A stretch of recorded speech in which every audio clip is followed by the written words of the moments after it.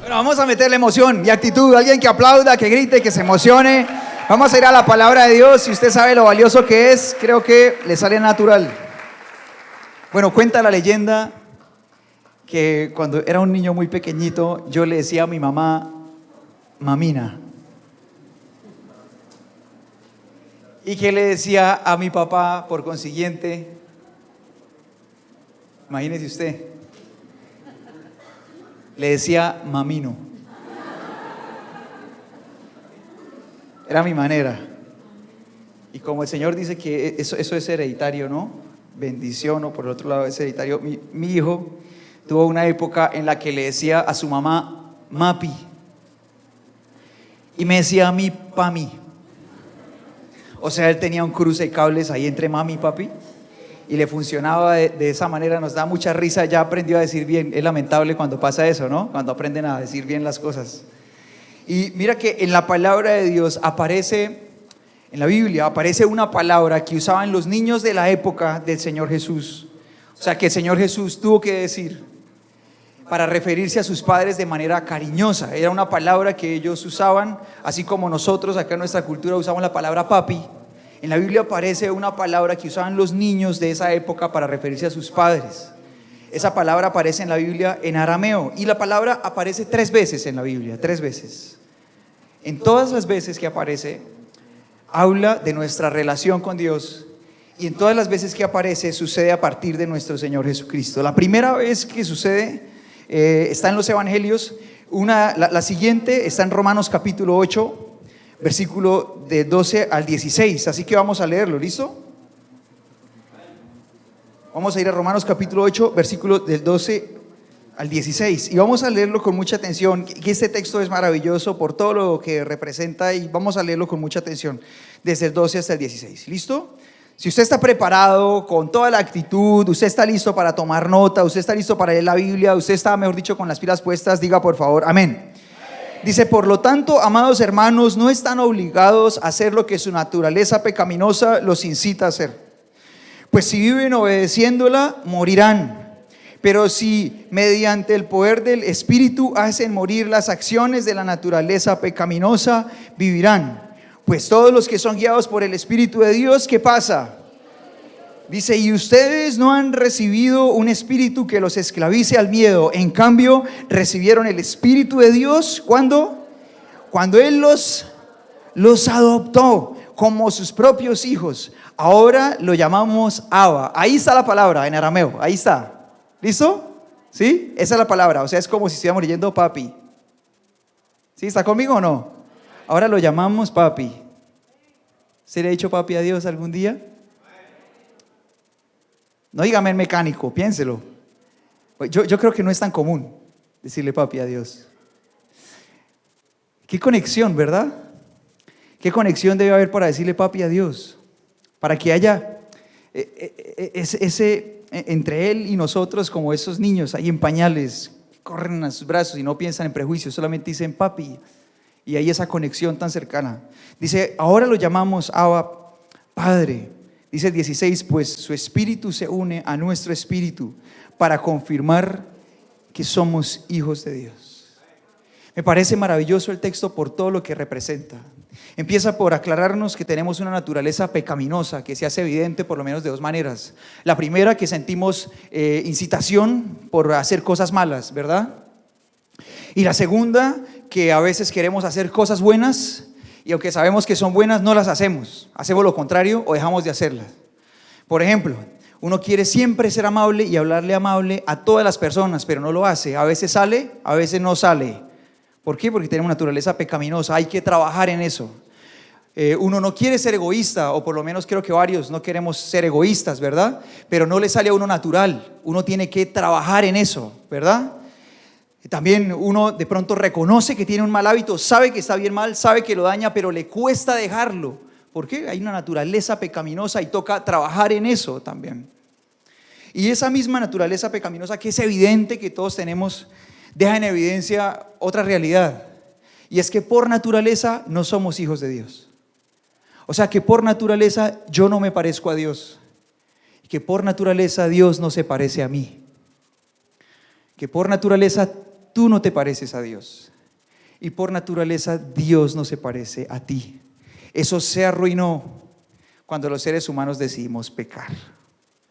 O sea que si nos hubieran hecho una prueba de ADN espiritual antes de conocer al Señor Jesús y hubieran extraído un poco de nuestros pensamientos, de nuestras emociones y de nuestros deseos, ¿será que el médico del laboratorio hubiera dicho: wow, sin duda alguna eres hijo de Dios? Apuntado, negativo, ¿verdad? Apuntamos más parejos del diablo, ¿verdad? Apuntamos más, igualito, ¿no? No nos parecemos. Y en ese estado tan deplorable, Dios nos amó. Nos amó profundamente, como ese niño en pañales, nos amó así. Y en medio de ese amor decidió abrazarnos, y desde el día en que reconocemos esa condición y aceptamos su amor, Él decidió adoptarnos como sus hijos. Somos hijos adoptados por Dios, no somos hijos naturales, somos hijos adoptados por Dios. Y es en ese momento cuando su amor empieza a llenarnos y empezamos a parecernos más a Dios, y por su poder, como dice el texto, empezamos a hacer morir esa naturaleza pecaminosa.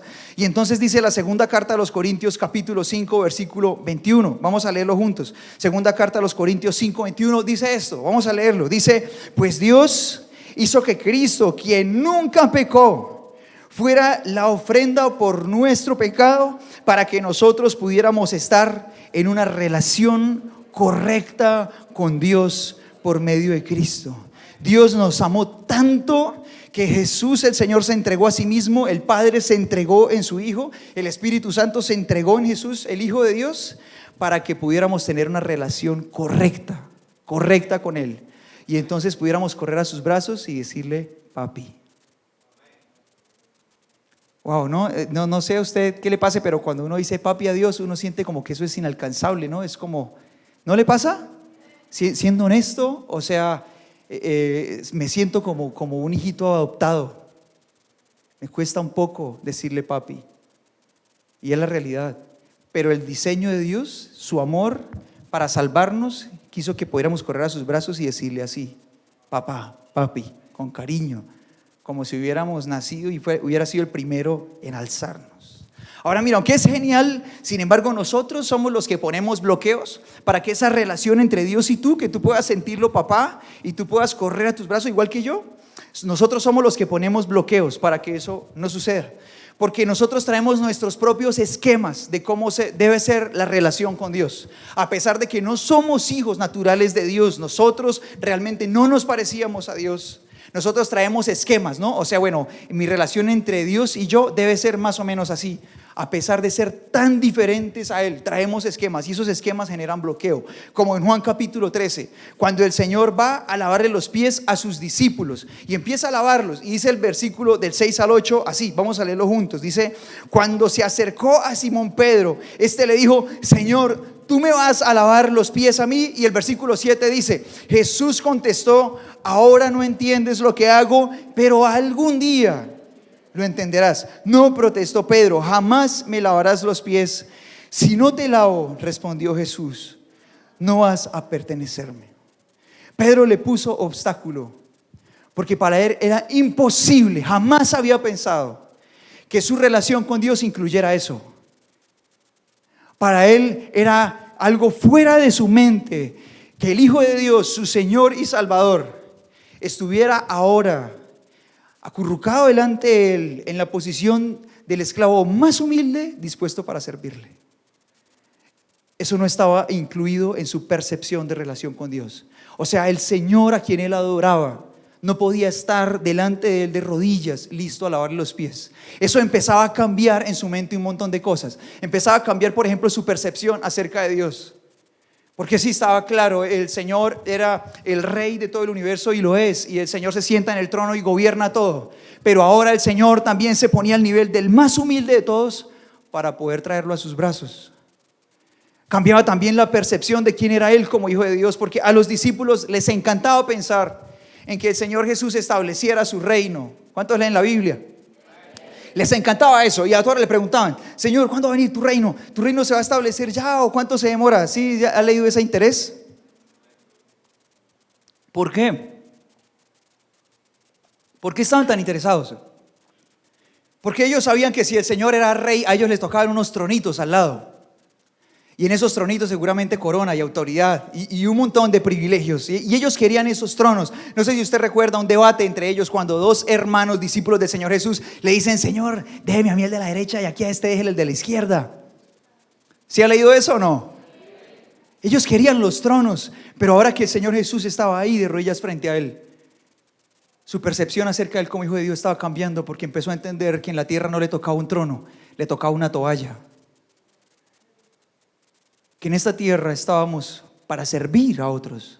Cambiaba también la posición de su oración. Ya seguramente él no solo oraba: Señor, bendíceme, Señor, hazme esto, sino que su oración cambiaría. En lugar de bendíceme, dame, arréglame, ahora su oración, si su Señor le estaba sirviendo, cambiaría. Y ahora su oración tendría que empezar a ser: Señor, ¿en qué te puedo servir ahora? ¿Qué hago por esta persona que sé que te necesita? ¿Qué hago por él? ¿Qué hago por ella?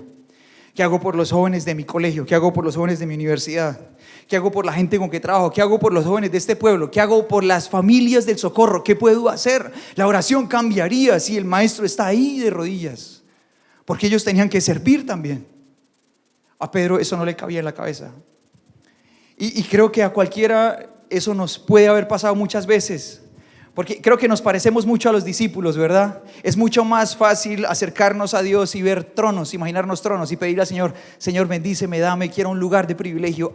Y tardamos tiempo en ver que es parte de la cultura de la familia que el más grande les sirva a todos los demás. Que si tú haces parte de la casa de Dios, nos corresponde una toalla aquí en la tierra. Que tal vez nos toquen coronas y esas cosas, pero eso será cuando partamos de aquí, que mientras estemos aquí, estamos para servirnos unos a otros. Ahora Pedro estaba ahí con ese bloqueo en su cabeza. Y cuando nosotros vemos, por ejemplo, a Pablo resumir toda su vida en la segunda carta a Timoteo, capítulo 4, versículo 7, él lo hace en una frase con una coma y una i, para agregar tres cositas bien importantes que resumen toda su vida. Y dice 2 Timoteo 4, 7, dice: he peleado la buena batalla, he acabado la carrera, ¿y qué más? Y he permanecido fiel. ¿Usted ve tronos ahí? Yo veo pura toalla. El Señor también dijo acerca de nuestro día a día como creyentes en Lucas 9, versículo 23, dice: entonces dijo a la multitud el Señor Jesús, dice: si alguno de ustedes quiere ser mi seguidor, tiene que abandonar su manera egoísta de vivir, tomar la cruz cada día y seguirme. También dijo el Señor Jesús en Mateo 20, 28, pues ni aún el Hijo del Hombre vino para que le sirvan, sino ¿para qué vino?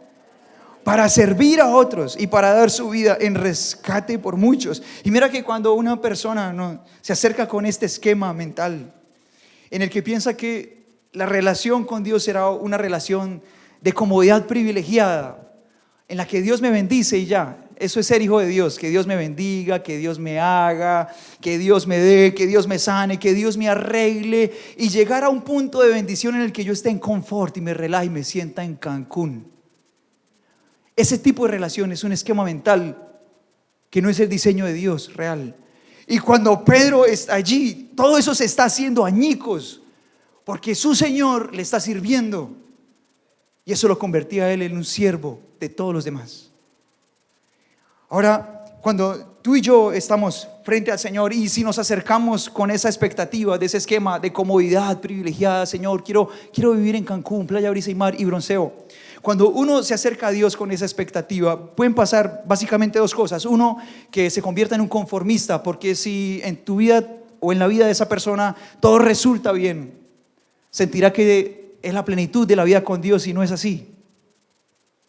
O puede suceder que haya frustración, porque resulte que de pronto su vida se llene de muchas pruebas y de conflictos por pelear, y sienta que nunca estuvo bien con Dios porque nunca llegó a Cancún.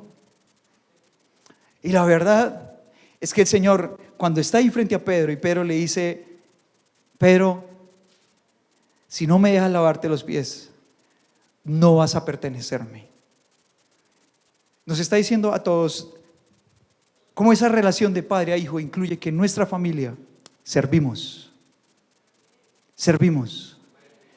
Y que sin esa experiencia de ser limpiados por Jesús a diario, y que sin esa experiencia de tomar la toalla y servirnos unos a otros, no podemos pertenecerle.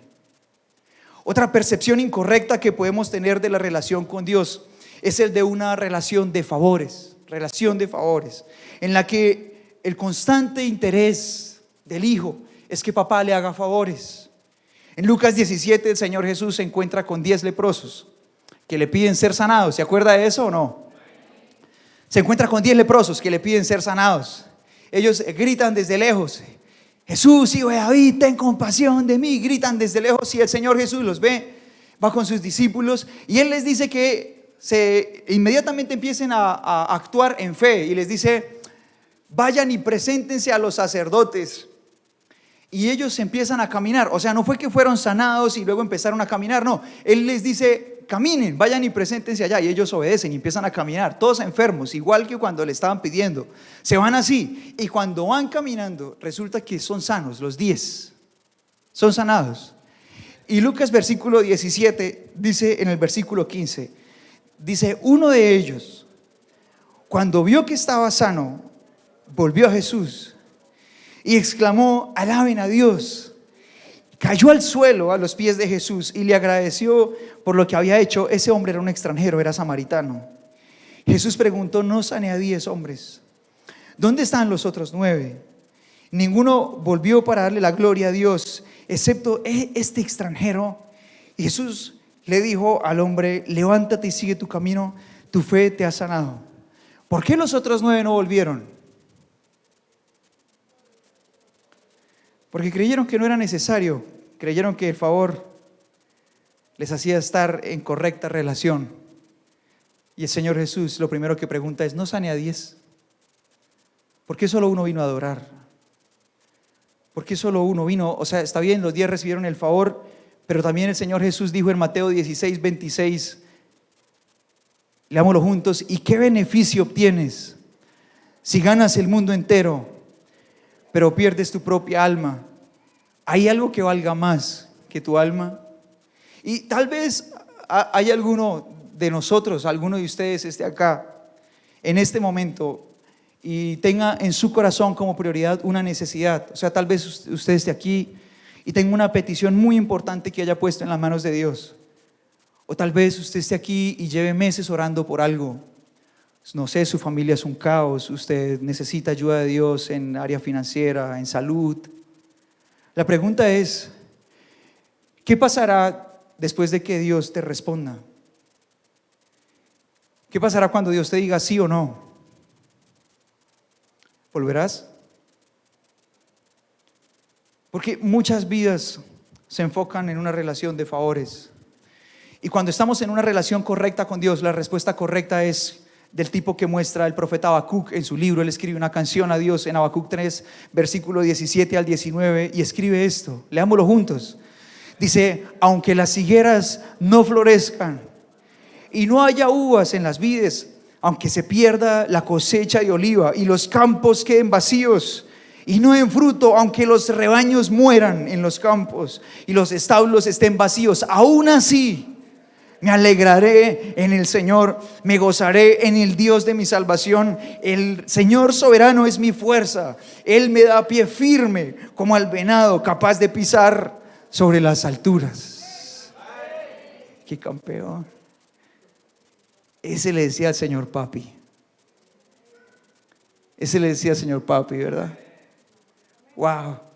Otro tipo de percepción incorrecta es creer que mi relación correcta con Dios puede ser a mi manera, que yo pongo los parámetros. Y hay una situación que me impacta mucho en el libro de Jueces, en el capítulo 17, donde un hombre que se llama Micaía decide hacerse unas imágenes en plata. Él tiene cierta cantidad de plata y entonces se hace una imagen fundida, manda a tallar otra imagen y la baña en plata y se hace un montón de muñequitos. Y pone como sacerdote a su hijo. Y dice: ay, necesito un sacerdote. ¿A quién? ¿A quién? Usted, chino, venga. Y lo pone de sacerdote. Después siente que necesita a algún sacerdote más. Y un día sucede esto. Mira lo que dice en Jueces 17, versículo 7. Vamos a leerlo juntos. Dice: cierto día Llegó a la región un joven levita que vivía en Belén de Judá. Había salido de Belén en busca de otro lugar donde vivir, y viajando llegó a la zona montañosa de Efraín. Estaba de paso, se detuvo por casualidad en la casa de Micaía. ¿De dónde vienes?, le preguntó Micaía. Y él contestó: soy un levita de Belén de Judá y busco un lugar para vivir. Quédate aquí conmigo, le dijo Micaía, y podrás ser un padre y sacerdote para mí. Te daré 10 piezas de plata al año, además una muda de ropa y comida. Y el joven levita, el mejor postor, aceptó. Y pasó a ser como uno de los hijos de Micaía, y luego Micaía lo nombró su sacerdote personal, su líder. Y el levita vivió en la casa de Micaía. Y dice el versículo 13: sé que el Señor ahora me bendecirá, dijo Micaía, porque tengo un levita como sacerdote personal. Alguien que medianamente conozca la Biblia, que medianamente conozca acerca de una relación con Dios, sabe que este hombre estaba pero al revés, zapatas arriba. Era terrible, o sea, es tan bizarro, uno cree que eso es de otra dimensión. Yo no sé, pero yo leo los últimos capítulos de Jueces y yo digo, ¿esto qué dimensión es? Es un planeta paralelo. Es súper extraño, y ahí está pasando todo esto. Este hombre se hace sus imágenes, o sea, el mismo Señor que dice no se hagan imagen, él dice, uy, voy a hacer esta imagencita que este es Dios, y lo pone ahí. Y luego ahí buscando sacerdote y se pone su propio líder, diseña su propio Dios y su propio sistema de adoración. Él decide cómo adorar a Dios. O sea, Micaía había diseñado una relación con Dios. Lo que él estaba haciendo era pensar en tener un Dios todopoderoso manipulable, un Dios todopoderoso que él pudiera poner en un lugar, que pudiera limpiar el polvo al Dios todopoderoso, que pudiera usar, que pudiera cambiar de lugar, un Dios todopoderoso al que pudiera ir a adorar cuando él quisiera, un Dios todopoderoso que tenía un sacerdote que le decía al discípulo lo que el discípulo quería oír. Y en medio de todo eso, él dice, el versículo 13, sé que el Señor ahora me bendecirá, dijo Micaía, porque tengo un levita como sacerdote personal. Imagínate si un día Micaía se agarra a pelear con su esposa y le empieza a gritar, ¡ah! Y la mujer también, ¡ah! Y de pronto ella agarra la cacerola y el otro agarra, ¿qué agarra un hombre? ¿Será que la imagen de plata le iba a decir, tranquilo, Micaía? ¿Sí? O le iba a poner la mano en el hombro, tranquilo, tranquilo, es su esposa. ¿Sí? La imagen le iba a decir eso. Pero mi padre sí hace eso. Mi padre sí hace eso. Vea, le cuento algo bien lindo. Este tiempo es el tiempo más maravilloso que he vivido junto a mi esposa. Se lo comparto. Me siento más enamorado que siempre. Déjeme ser un poquito cursi. ¿Qué culpa? Le digo algo. Vea, en mi casa no hay gritos.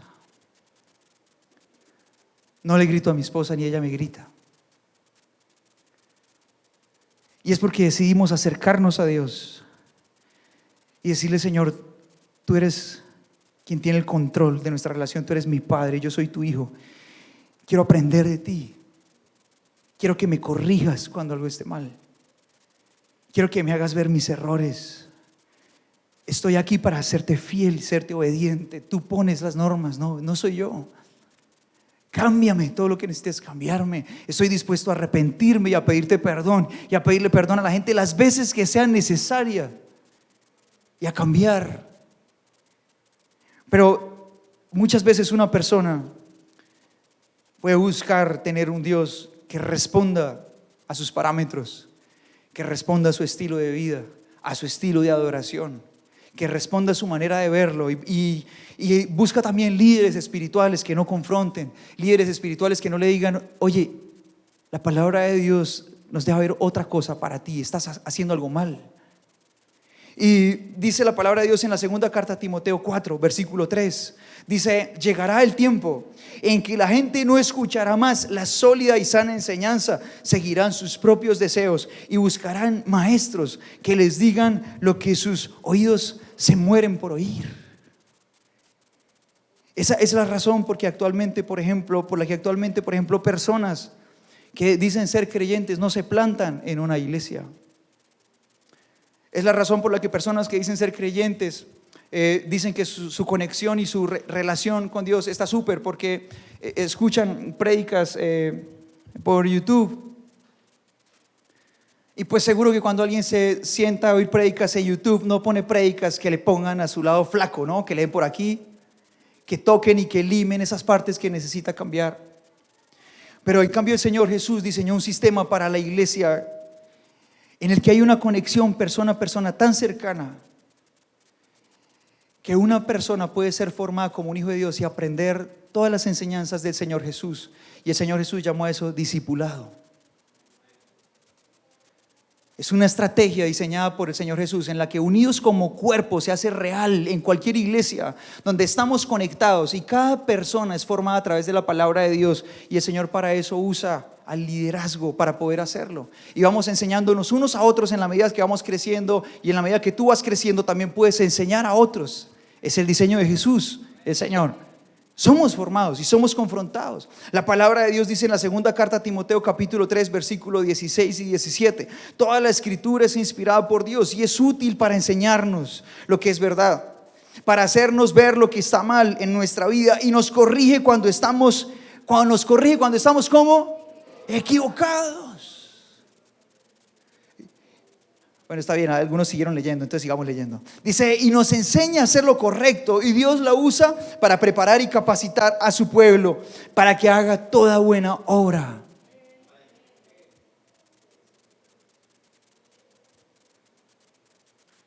En la relación correcta padre-hijo hay discipulado. Y el discipulado es ese lugar donde una persona está conectada a la familia de Dios de tal manera que puede ser formada, que la palabra de Dios puede hacer este efecto en su vida. Le enseña lo que es verdad, le hace ver lo que está mal, la corrige de las cosas que está haciendo equivocadamente y la entrena para que viva preparada para hacer toda buena obra. La iglesia es un lugar donde se genera esta relación correcta con Dios. Si tú estás en esta casa, yo deseo que todos los que están aquí en esta casa tengan en su corazón y estén plantados, ¿no? El deseo de estar plantados, no solamente estén acá y ya, sino que estés plantado en casa. Por eso es que en esta casa hay un sistema celular donde se discipulan personas. Por eso es que en esta casa hay un camino de vida donde se instruye a una persona, porque es la manera de tener una relación correcta con Dios. Se hacen cambios. Ahora dice Juan capítulo 5 versículo 19, entonces Jesús explicó: les digo la verdad, el Hijo no puede hacer nada por su propia cuenta, solo hace lo que vea que el Padre hace. Todo lo que hace el Padre también lo hace el Hijo. Y aquí es donde aparece la relación correcta con Dios. En la medida que yo estoy conectado con Dios, no espero tener una relación con Dios que vaya a mi manera, sino es una relación en la que yo imito a mi Padre como Él es. La primera vez que aparece la palabra papi en arameo, o sea en la Biblia, Abba, la primera vez que aparece en la Biblia esta palabra, aparece en los labios del Señor Jesús. Las otras dos veces aparecen en los escritos de Pablo. La primera vez aparece en los labios del Señor Jesús en su oración en Getsemaní. Es la primera vez que aparece en ese lugar. Marcos capítulo 14 versículos 35 y 36, vamos a leerlo juntos. Dice, se adelantó un poco más y cayó en tierra y pidió en oración que si fuera posible pasara de él la horrible hora que le esperaba. Abba Padre, clamó. Le estaba diciendo papi, como un niño clamando a su papá. Le estaba pidiendo con todo su corazón, como un niño. Le estaba diciendo, todo es posible para ti. Te pido que quites esta copa de sufrimiento de mí, sin embargo quiero que se haga tu voluntad y no la mía. En ese momento de perfecta relación donde le dice papi a Dios nuestro Padre, Él estaba dejando el trono para servirnos a todos. En ese momento de perfecta relación, él ora a Dios en plena fidelidad, sin importar si papá respondía sí o no. ¿Estás conmigo? Cuando él le dice papi a Dios y hay esa conexión entre los dos, a él no le importa si papá dice sí o no, él va a seguir siéndole fiel, responda lo que responda. En ese momento de perfecta relación, él rinde su voluntad y le dice que no se haga mi voluntad, sino la tuya, confiando en que la voluntad de papá es mejor siempre. Es mejor siempre. Tú y yo fuimos llamados a tener perfecta relación con Dios. Y esa relación nos la enseña papá. En esa relación tú y yo necesitamos ser cambiados, ser transformados.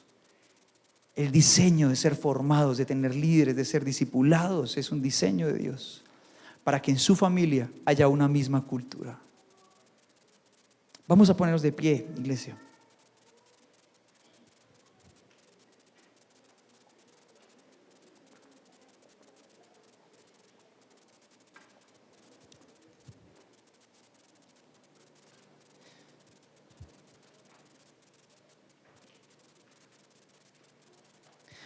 Quiero leerte algo que el Señor puso en el corazón del profeta Oseas, en el capítulo 11, versículo 1 al 7. Quiero compartirlo contigo. Mientras tú cierras tus ojos, y te pido que con tus ojos cerrados, pero que con tu corazón bien abierto, por favor me escuches. En el libro del profeta Oseas, capítulo 11, versículos del 1 al 7, el Señor le habla al profeta y le manda un mensaje para el pueblo de Israel. Dice así. Dice, cuando Israel era niño, yo lo amé.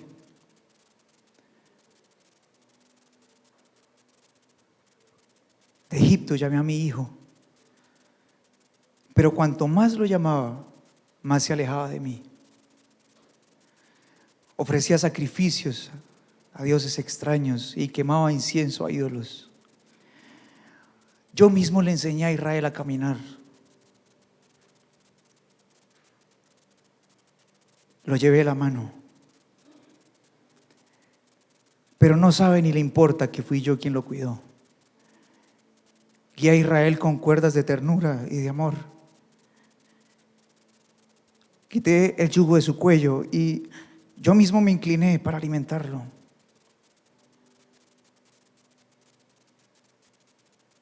Sin embargo, como mi pueblo se niega a regresar a mí,